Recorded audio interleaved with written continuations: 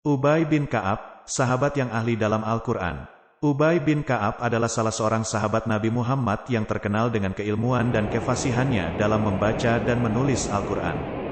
Ia berasal dari suku Khazraj, salah satu suku besar di Madinah yang menerima Islam sebelum hijrah. Ia memiliki dua kunyah, yaitu Abu Munzir dan Abu Tufail. Kehidupan awal, Ubay bin Ka'ab lahir di Yatrib, Madinah, dari keluarga Bani Najjar, cabang dari suku Khazraj. Ia termasuk orang yang pandai membaca dan menulis, sesuatu yang jarang dimiliki oleh orang Arab pada masa itu. Ia juga dikenal sebagai orang yang saleh, dermawan, dan zuhud. Ubay bin Ka'ab masuk Islam pada peristiwa Bayat Aqobah II, yaitu pertemuan antara Nabi Muhammad dengan 73 orang laki-laki dan 2 orang perempuan dari Madinah yang bersedia membela dan menolong beliau. Ubay bin Ka'ab termasuk salah satu orang yang menandatangani perjanjian tersebut dengan darahnya. Peran dalam penulisan dan penghafalan Al-Quran. Ubay bin Ka'ab memiliki peran penting dalam penulisan dan penghafalan Al-Quran.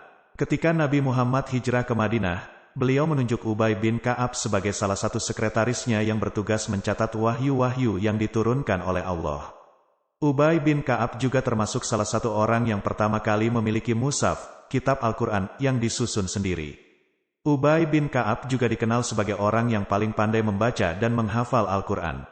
Nabi Muhammad pernah bersabda, "Umatku yang paling penyayang terhadap yang lain adalah Abu Bakar. Yang paling kokoh dalam menjalankan perintah Allah adalah Umar. Yang paling jujur dan pemalu adalah Utsman. Yang paling mengetahui halal dan haram adalah Mu'az bin Jabal. Yang paling mengetahui ilmu faraid adalah Zaid bin Sabit. Yang paling bagus bacaan Al-Qurannya adalah Ubay."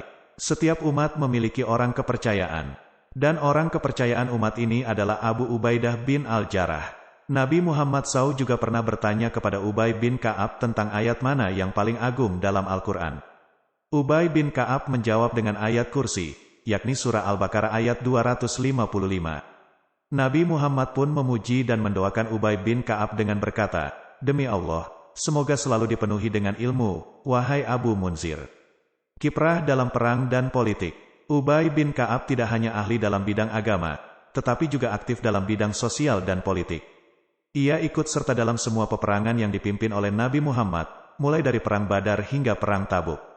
Ia juga menjadi salah satu penulis surat-surat yang ditujukan kepada raja-raja kafir pada saat itu.